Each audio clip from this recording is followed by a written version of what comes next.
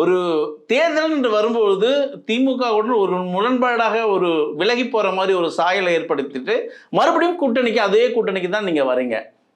அது சீட்டு பேரு திரும்பி சொல்றேன். அதாவது தெரியாம பேச நீங்க தெரிஞ்சே அறிஞ்சே புரிஞ்சே தப்பா கேள்வி கேக்குறீங்க சார். நிரந்தர கூட்டணி இல்லைன்னு சொல்லிட்டேன், அப்புறம் எதுக்கு இதை பேசுறீங்க நீங்க? நான் கேட்கிறேன், சரிசமமா 2 பேர் தேர்தல் நின்றாங்களா? 110 நான் அடுத்த கேள்வி கேட்டா நீங்க அவ்வளவுதான், நீங்களே அவ்வளவுதான் வருத்தப்படுவீங்க. 540 எம்பிகள் இருக்காங்களா? இந்த 540 எம்பிகள்ல வெறும் 16 எம்பிகள் மட்டும் திமுக இருக்கிற போது மத்தியில் ஆண்ட காங்கிரஸ் 7 மந்திரிகளை கொடுத்தமா இல்லையா? அந்த பெருந்தன்மை காங்கிரஸ் இருந்துச்சு, திமுக ஏன் இல்ல?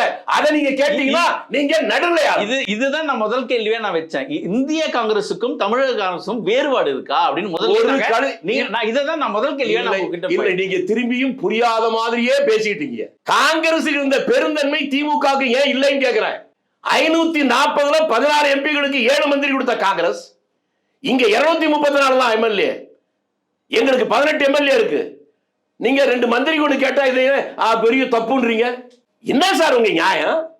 அப்ப இது தப்புன்னா நீங்க அங்க மந்திரியா இருந்தது தப்பு தானே?